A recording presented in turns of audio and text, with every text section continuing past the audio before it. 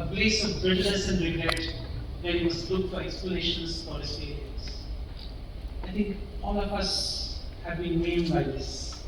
So these are my disclosures. The references and quotes are from my personal experience. Experiences shared are true to the core, bathed in blood, sweat, and sometimes the patient's bile. Occurrent mentions are purely intentional. And finally, this is an account of mistakes I have made in my life, lessons I have learned the hard way, and serendipity found. I've had 2 CBD injuries in the last 20 years and more than 15,000 cholecystectomies, but I can still remember the patients and the patients' attendants' faces extremely clearly. So this is extremely important.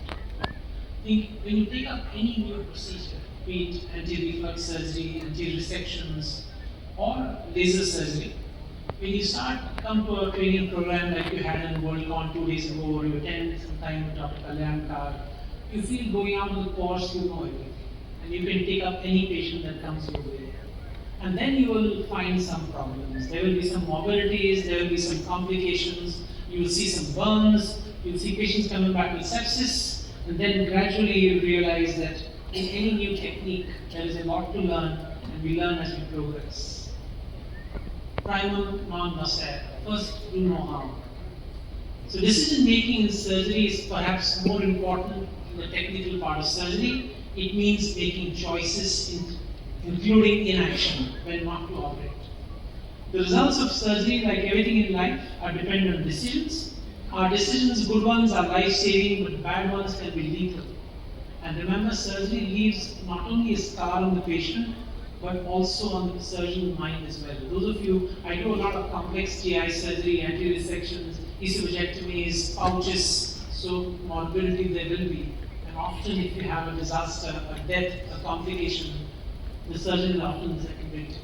This is one of my own patients, a transverse abdominal release we did for a 17 centimeter defect following Botox and IPP, and the patient got a PRS disruption and came back on day 5 like this.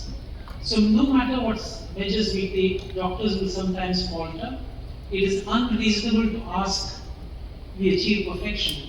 What is reasonable is to ask that we never cease to aim for it, is what Atul Gawande said in Complications. We must never forget that nature is more powerful. Despite your best intentions, despite your best technologies, nature is more powerful. We are not God. I'll give you the example of the Indian Air Force. I worked as an Air Force surgeon in the Goa Naval Base, and it's called an area called the Nafra. It's a naval officer's residence. I used to go there one weekend a month to operate on their complex GI cases. And one Saturday morning when I went, the whole area was very quiet. Normally, there's a dinner in the mess and alcohol and great fun. I found out that a young pilot had just died. A MiG-21 had crashed off the coast of near Karwar, and the pilot had died. So there was a deathly pall over the entire area. But the one thing that I noted in the IF was the next day morning, the entire squadron of 40 fighter planes, including all the MiG-21s, were in the sky, with the squadron leader flying the MiG-21 himself. So life has to go on. Everything should not set you back. Every surgeon has complications and deaths. You must never become indifferent to them, but every morbidity must hurt. Hence, you become the second victim apart from the surgeon. And how do you respond to a failure? Failure there will be plenty. If you're a large volume surgeon, you will get complications, you will have morbidities, you will have failures. It's important to step back and analyze what went wrong. Is it just bad luck? This is what we often as surgeons say. The patient's bad luck, your bad luck. Don't brood. It's important to support the team. I'll give you an example. 3 years ago, one of my fellows, we have a BMB program and a FNB minimal access program, and he did a IPOM. The patient was discharged the next day, was readmitted on day 4 with a peritonitis. We explored the patient and found there was a jejunal injury. So obviously there had been a trocar injury at the time of placement. Disaster. We sell this concept to the patient saying it's a daycare or 24-hour surgery, you go back to work in 4 days, and the patient was in sepsis on ventilator and had a stoma done. The boy naturally was devastated. It was important that the next IPOM and the next OT, I made sure that he did the next IPOM assisted by me. So this is important that you must support the team and keep going. Remember, whenever you have a complication, you're not the first to fail. There must be some documentation literature. So these are some of the problems that I've seen. This is one of my entrepreneurial fistulas in a MLA from, he's a minister in the Maharashtra government. He had done a hysterectomy and he came with a fistula like this. So this is part of the problem. My teacher, Dr. Srikanth from Mumbai, would say, a good mountaineer knows his way down the mountain. It's easy to climb. You open a patient, you have a frozen camel's triangle, and suddenly you get called from the neighboring OT where your fellow is operating, sir, there is golden yellow bile in the camel's triangle. You must have a plan B and a plan C in your mind of getting out of shit. It's extremely important. Our dilemma really is a tussle between surgical skills, speed, a race against time, efforts to cope with increasing numbers, newer technologies, and you have single incision coming, you have robotic coming, you have nodes coming, you have third space, and every year I'm seeing to be training myself in a new technique. I spent almost 3 months learning robotic surgery. I spent time now, I'm currently learning third space endoscopy. So this never ends. The process of learning keeps there. What is important is to remember your ethical dilemmas as well. There are the 3 kinds of surgeons. The first we're not going to look at. The second is the competent surgeon who learns basic skill during his residency and senior residency and pretty much practices the same thing through his career. What I'm really looking at is the people who have the passion barrier, the expert surgeon who enjoy the tough cases and who get patients referred from their peers. I'm not talking family physicians. When a surgeon gets a surgeon to come to him for surgery, that means you're right, and there's what you want to be in 10 years. It is important to define your circle of competence. If I tell you I can do a good robotic anti-resection or laparoscopic anti-resection, I'm probably right. I do almost 5 to 6 years a month laparoscopically or robotic. But if I tell you I can do a lap hepatectomy or a donor transplant or a lap Whipples, that's probably not right. But so it's every surgeon has these 2 circles which are overlapping. The inside circle is what you actually know, and the outside circle is what you think you know. And this is extremely important. So it's important to define the perimeter of your circle of competence, slow down. Remember, you're not God's gift to surgery. There are many better surgeons around you. Never fool yourself. Read and lead, and learn from other people's mistakes. But in order to do this, you must get out of the comfort zone. Again, I'm giving you my own examples. In every new procedure, when laparoscopic surgery came and robotic surgery, I recently acquired a robot about 18 months ago. And I kept telling myself, I have no time. I am doing 80 to 20 cases a day. Where will my residents learn? My patients are poor, they can't afford the cost of robotics. Insurance doesn't pay for it. There is a learning curve. So it's important to get yourself out of the fear zone, into the learning zone, and only then you come into the growth zone as a surgeon. Because I believe however old you get, the learning never stops. You must become a better product in the world. Please be careful in identifying what new area to learn, and I'll give you my own examples. I spent many months in a pig lab learning notes. I started doing transvaginal cholecystectomies. I started doing transgastric hepatosectomies on pigs and then some humans, not realizing the river was changing course. This is a famous example of a municipality in Chile. They built a large bridge on a river, not realizing the river was changing course. So don't pick up a new technology as soon as it comes, critically analyze it, look at the medium-term events, and only then decide what is appropriate for you and your patients. Every year I have 4 or 5 surgeons who join my department, and they want to learn anti-reflux surgery, achalasia, they want to learn anti-resection. But I tell them, better surgery is cerebral. Better surgeons know surgery is more cerebral than technical. Technical surgery you can learn from YouTube or attending workshops like you did today. What you need to understand is the nuances of the surgery, when to operate, how to get out of trouble, and more importantly, when not to operate. For the youngsters sitting in the back, half of what you have learned today will later on turn out to be wrong. Unfortunately, the teachers who teach you today don't know which 50% is right, which 50% is wrong. You look at pancreatitis. Give antibiotics, don't give antibiotics, bacterial translocation across the gut. Antibiotics are worsening morbidity. The wheel keeps changing. So please be very, very critical of what you're hearing all the time. But the one person who always I'm worried about who joins my department, when I have a youngster who comes out of a senior residency or an assistant professor and says, sir, I can do any gallbladder. And in my mind, there is a red bell. A warning goes off. This is the man who is going to divide the pile. I'd rather much have a surgeon who says, sir, I want your opinion. I will concerned about this. Please come and see the Gallows Triangle. These are what I call the cowboy surgeons who feel they can take care of anything till they burn something. Remember, anytime that you are on table, if you feel this anastomosis is 50-50, may or may not be okay. 99% that anastomosis will leak. Dr. Udwadia, I had an opportunity to work with Dr. Udwadia for a short period. And on one of the VIP hospital movement on Beach Candy. And on the round, sir would not take a round every day, he would send us to take a round. And one of the patients who was a politician complained to sir, you didn't come for a round. So he turns around to me non-charitable and says, Roy, remember boy, the best post-operative care you can do is what you do on table. So spend those extra 30 minutes on table, revise the anastomosis, check with ICG, do a stoma, do what you like. Don't get caught out for that. Mistakes we make are drains and antibiotics compensate for errors. They don't. Most times drains are placebos for the surgeons. I get referred at least 2 or 3 divided bile ducts every month from periphery. And all of them come with a 14 number rice tube hanging under the abdomen. And the surgeon tells me, sir, rice tube is dry. I don't think that it isn't. They don't work. If you have to put a drain, it has to be a 28 French drain. So drains and antibiotics don't compensate for your surgical errors. Optimism usually kills the patient. Whenever you have a problem, your lap choline on day 3 has distension and tachycardia, ultrasound shows some free fluid, it's not the saline you left inside. Unless proved otherwise, this is peritonitis. If your post-op patient has a tachycardia and tachypnea which you can't explain, get a senior surgeon to come and see the patient. Generally, we have a bias against re-exploring our own patient. If you get a patient transferred to him outside, you explore him the next day. But your own patient, you tend to sit on and conserve as long as you can. Very true.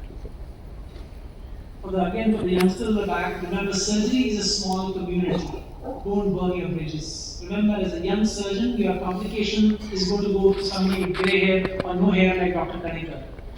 They are the ones who patient will go to. So build bridges, don't disrupt, don't think you're God's gift to surgery and your ego should not trouble you. Practice what I call sensible medicine. And I am guilty of being hawkishly interventionist. When the STAR procedure came, I went and learned STAR. When the ventral rectovexy came, I went to learn that. And many times you realize, look at the STAR procedure, you're all coloproctologists. We published our first data on the STAR procedure end of 1 year showing a 92% success rate of ODS. At the end of 5 years, we published our retrospective analysis showing that the STAR procedure was successful only in 62% of patients at 5 years. So look at your own data carefully, don't worry about audit. Keep yourself open to criticism. The problem is when you have 5 surgeons surrounding you and you are the boss, we have a culture of sycophancy in our country. Very few people will turn around and say, this is a rubbish operation. You did a very bad anastomosis today. This was an unnecessary indication. None of your juniors will have guts to ever say that to you. So develop a system of self-appraisal and self-criticism. Remain in the center. Do not be hawkishly interventionist, neither be skeptical of new evidence. I see senior people, robotic क्या fad है, laser ये तो marketing है, ये तो commercial बात है. These are easy to dismiss. Remain somewhere in the center. When lasers came, we spent 6 months waiting to see what's happening. Then I went to Germany, learned laser, I got Kamal Gupta to come into my OT, I got several people to come into my OT and teach me how lasers were done the right way, and then we took it up. So this is how you should do it. As they say, a fool with a tool still remains a fool. We have, since this is a coloproctology audience, I put these, we have seen a number of disasters after laser surgery. Unfortunately, in meetings like this, we don't talk about them. We talk about the beauty of laser, how patients go home, but we do see patients come like this with burns after laser surgery. I have done one sigmoid colostomy in a 38-year-old man who had a completely burned perineum who came to us with a Fournier's-like picture after a laser hemorrhoid surgery in a hospital in mid-Mumbai. You get people coming like this with abscesses, they come with hematomas, such many complications, and I still tell you laser is an excellent technique if properly done in proper indications. It's important, ladies and gentlemen, that we accept that failure is a part of surgery. I keep telling my fellows there are 3 kinds of surgeons. The safest surgeons who never see complications, and and that's because they don't operate too much. The second group is those who learn from other people's mistakes, and that's where you want to be. And the third group is the gynecologists. They will do the same mistake over and over again. So foster You are resilience in lucky, your sir. group, Ganglish cope well नहीं with है. setbacks, makes you a better doctor in person, support others and create a positive surgical culture in your department. And as Henry Ford said, the only real mistake is the one from which we learn nothing. From every failure, from every complication, from every disaster, there is a silver lining to the cloud that must define you. How do you choose where you want to be in life? I think I've seen many people changing their careers and focusing on a particular area, and indirectly is a great area in interest. And this is what you should be. The top is what you're deeply passionate about. The bottom left is what you can be the best in, and the third is what pays your AMIs. Where this intersects is your ikigai, and this is where you want to be in life. I'll keep this short, I think we have enough things. But remember, every journey begins with a dream. And my own dream when I came back, I was in England for 8 years, worked as a consultant with NHS, and came back to India in 1995. I joined a teaching hospital, KM Hospital, which is my alma mater. I done my MS there, and I was completely frustrated because the HOD of surgery told me that laparoscopy is a passing fad. आपको करना है तो आपको diabetic food Burns और 2 साल ये करो, फिर हम देखते हैं बाकी चीज़ के बारे में. Remember, the destination and the journey both are important. Surround yourself with good people. You see, the most successful people are not only because of their technical skill, they decide where they want to be, they choose good people to work around them, and that's extremely important. Success, ladies and gentlemen, is getting what you want. However, happiness is wanting what you get. Think about this. This is a concept that, I mean, when you get a BMW that the great fun lasts for a week, then your mind is on a Lexus, then a Lamborghini, then a Ferrari. That never changes. The outside limit of your ambition keeps growing. I strongly believe for me to admire somebody as a surgeon, he or she must primarily be a good human being. I've seen great technicians who are horrible human beings, and that's extremely important.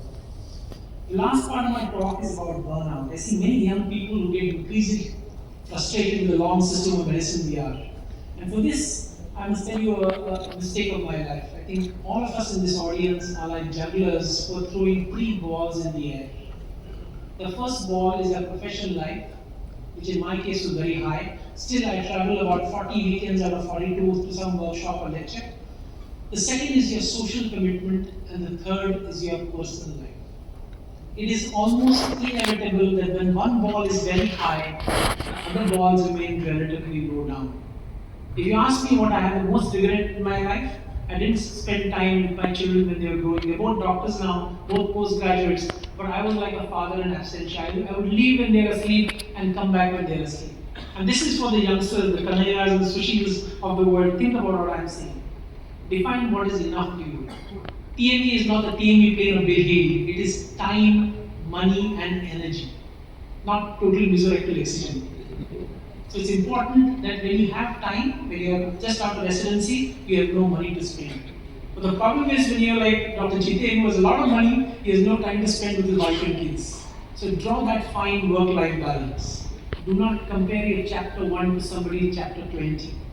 If Prashant Rate today is sitting on a 7-star hospital and building another 200-bed hospital, don't forget the sacrifices he's made in the last 20 years. If Dr. Neeraj is conducting international conferences, there is Zindagi mein kabhi aasani se kuch milta nahi. We see a duck on a water, it looks so calm and nice. But below the surface of the water, it's paddling furiously just to stay where you are. That's extremely important. I keep telling my children, this is life on social media. Beautiful apple, पीछे से कटा हुआ तो कोई देखता ही नहीं. सब जगह अंगूठे, likes, ये सब that is meaningless. In life that doesn't count. If you asked me this question 10 years ago, I would have said, doing 20 cases a day, having a large income, being director of surgical services at hospital was extremely important to me. In retrospect, if you ask me, surgical volume, title, and income are important, but enjoyment time, more important, your relationships and your health should have equal priority. Everyone thinks a good surgeon should be like Prashant. Excellent surgeon, technically, he is fast, he is very confident, but let me tell you, ladies and gentlemen, you need a lot more. You need practice, you need judgment, you need to build a good team. There is so much you can achieve as a single person. You need to build a team of talented people around you, only then you will grow beyond a certain point. You need to look after yourself. You need to have a good mentor in life. And mentor is not somebody you work with. My mentor is Jigira and Pallevilu. I've never worked with them. I've seen them from afar, I've admired them closely, tried to imbibe many of their cultures into my own practice. And most importantly, remain humble. I think as surgeons, our type A personalities, it's important to keep your foot in the ground. It is not hubris, it's ego, but humility that is important. This is an excellent article in JAMA Surgery called Optimizing Joy in Surgery. And they say you have to create your own joy toolbox. You must be grateful, you must be a leader, you must be a teacher, you must be intentional, you must accept coaching. Why don't you accept coaching? 2 years ago, I got Dr. Mathur, who was head of GI surgery, to come stand inside my OT and watch me doing a fundoplication.